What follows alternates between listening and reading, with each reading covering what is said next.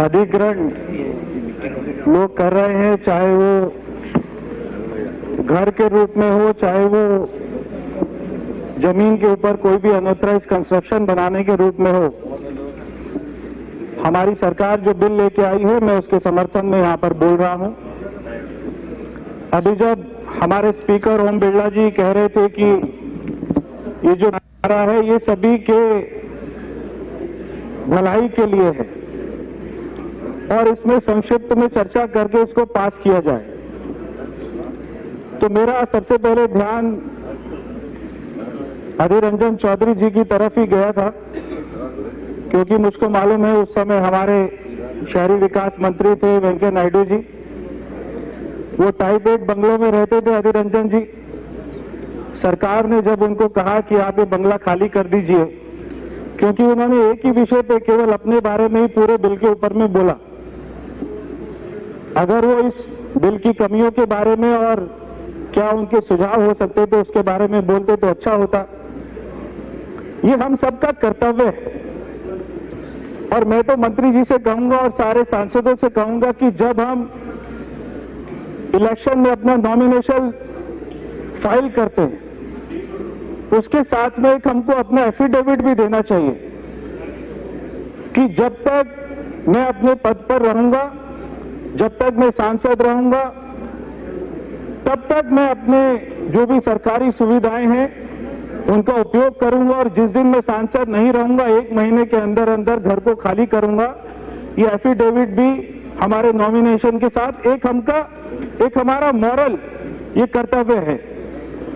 हम यहाँ पे कानून बनाते हैं और पूरे देश के लिए कानून बनाते हैं, मॉरल सिटीजन कैसा होना चाहिए ये सबको समझाते हैं, मगर सबसे पहले मॉरल सिटीजन हम बनकर दिखाएं, ये हमारे ऊपर में लागू होता है।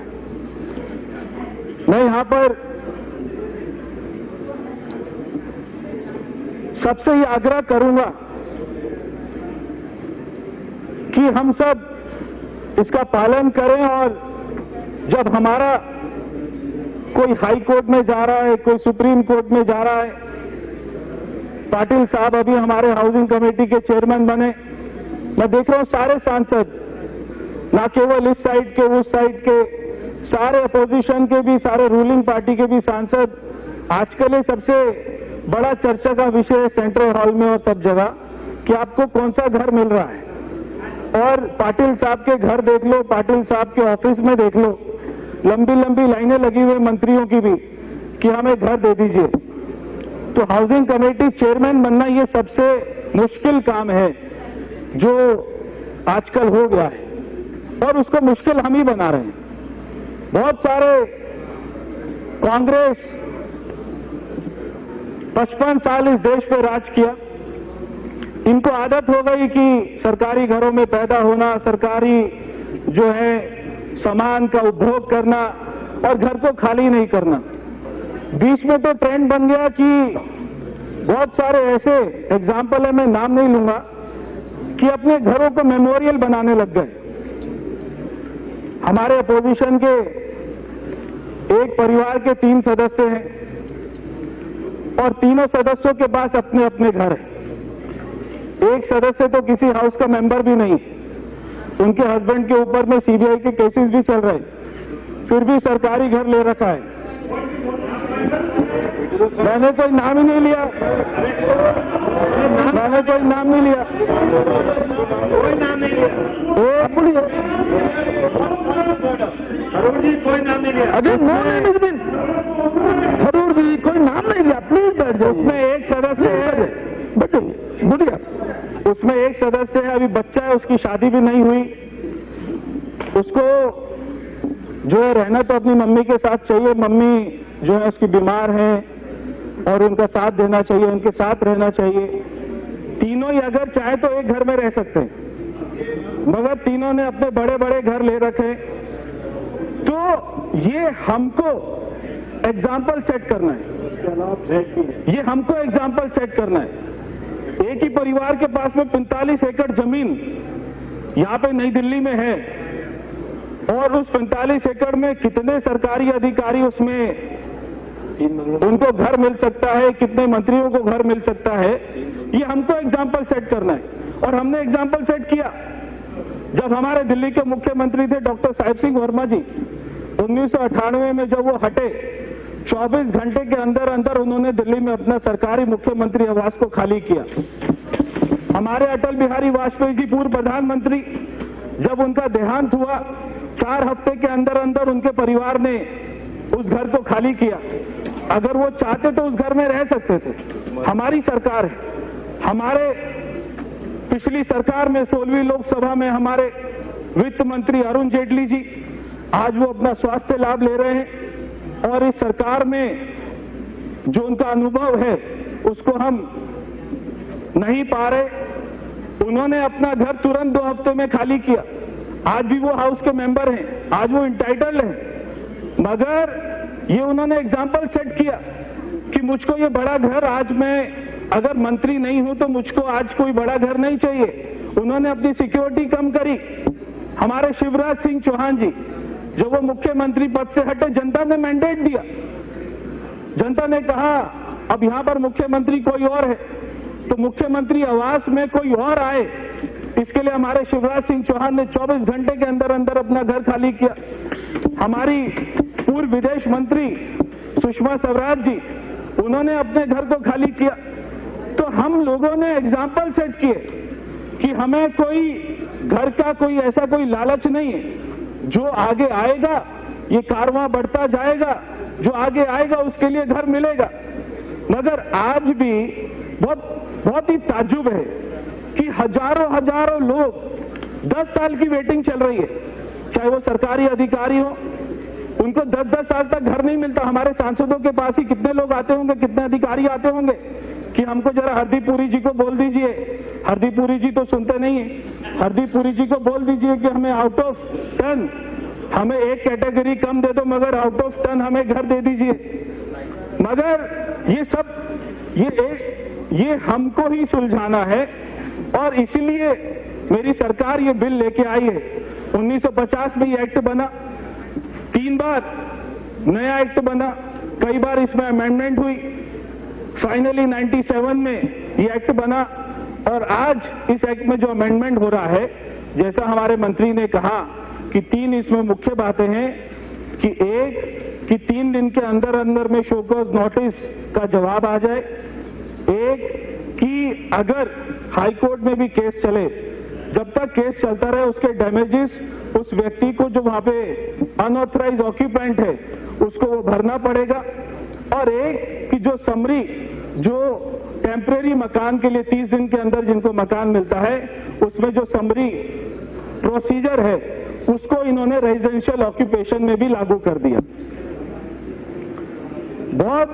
और ये एक्ट हमारा अध्यक्ष जी केवल ये घर के लिए नहीं है, ये हमारा एक्ट हर उस जमीन के लिए है जो सरकारी, चाहे वो दिल्ली में एमसीडी की जमीन हो, चाहे वो दिल्ली में डीडीए की जमीन हो, चाहे वो किसी यूनियन टेरिटरी की जमीन हो, सरकार की जमीन हो, हर उस जमीन के लिए ये एक्ट हमारा प्रभावी रूप में काम करता है।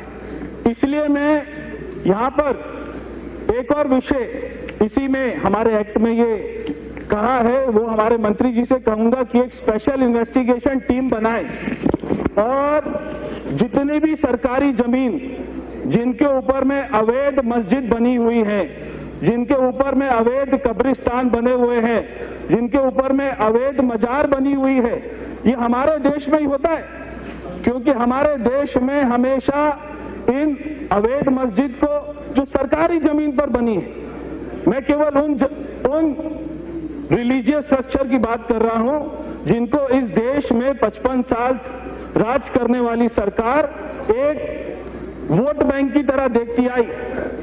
और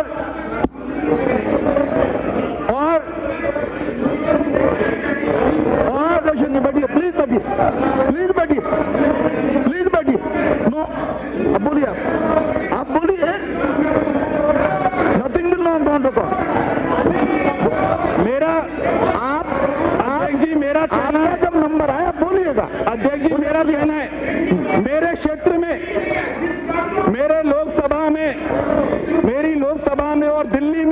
लगभग ऐसी 500 जगह हैं, लगभग ऐसी 500 सरकारी जगह हैं जो सरकारी जमीन है, जो एमसीडी की है, जो दिल्ली सरकार के डूसिप की है, जो ग्राम सभा की है, जो जल बोर्ड की जमीन है, जो डीडीए की जमीन है।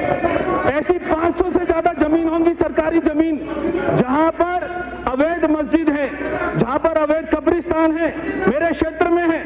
मैंने अभी दिल्ली के उपराज्यपाल को ऐसी 54 सरकारी जमीन पर बनी सरकारी अवैध मस्जिद और कब्रिस्तान की सूची दी है और मैंने दिल्ली के उपराज्यपाल से कहा है कि आप इसकी जांच कराइए, क्योंकि ये मैं जब और सांसदों से बात करता हूं, खाली दिल्ली में नहीं, ये पूरे देश में हो रहा है। और मैं हमारे मंत्री जी से कहूंगा कि वो इसके ऊपर में कोई स्पेशल इन्वेस्टिगेशन टीम बनाइए। आप जो आपके अधिकार में आते हैं, जितने भी डिपार्टमेंट, उनके ऊपर में मैं आपको डिटेल दूंगा। जितनी सरकारी डीडीए की जमीन पर जो हमारे मंत्री जी के विभाग में है, उसके ऊपर अगर कोई भी, और मैं हमेशा ये कहता हूं, जब मैं ये बात बोलता हूं तो बहुत सारे सांसद और बहुत सारे पत्रकार कहते हैं कि आप ये मंदिर और गुरुद्वारों की बात नहीं करते। मैं बोलता हूं, मैं करता हूं। आप मुझे वो सारी लिस्ट दीजिए जहां पर अगर कोई सरकारी जमीन के ऊपर में कोई मंदिर गुरुद्वारा भी होगा, उसके ऊपर भी कार्रवाई करिए। मगर मेरे संज्ञान में पिछले 5 वर्षों में एक भी सरकारी जमीन ऐसी नहीं है जहां पर मंदिर गुरुद्वारा अवैध बना हो। अगर कोई अवैध बना है तो वो दिल्ली में सारी मस्जिद है, सारे कब्रिस्तान है, सारी मजार है। मेरी लोकसभा में एक दिल्ली सरकार के फ्लड डिपार्टमेंट की जमीन है, 100 एकड़ जमीन है, सारी कॉलोनियों के बीच में जमीन है और वहां पर कब्रिस्तान बना दिया गया। जब वहां पर एक जगह मस्जिद बनी, मैंने वहां पर जाकर मौलवी से बात करा। मैंने मौलवी को कहा, क्या ये जमीन आपकी है? वो मौलवी ने कहा कि हमारी जमीन नहीं है, सरकारी जमीन है और हम इसका पैसा देने को तैयार हैं। इसके ऊपर ये बहुत ही एक अहम मुद्दा है, ये बहुत ही अहम मुद्दा है सर, ये बहुत ही अहम मुद्दा है।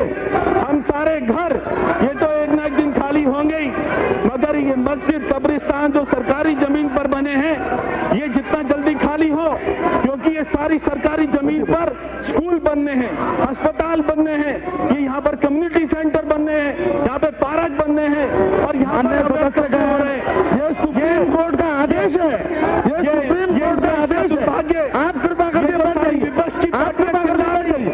सुप्रीम कोर्ट का बताना आदेश है, ये जितनी मिडल ईस्टर्न कंट्रीज नहीं जा रही है, मिडल ईस्टर्न कंट्रीज है, सऊदी अरेबिया में भी अगर कोई सरकारी जमीन के ऊपर में कोई मस्जिद कब्रिस्तान होता है, उसको हटा देते हैं। तो मैं इस बिल के समर्थन में हमारे मंत्री जी से कहूंगा कि आप बहुत अच्छा बिल लेके आए हैं और सारे सांसद इसका पालन करें। बहुत बहुत धन्यवाद।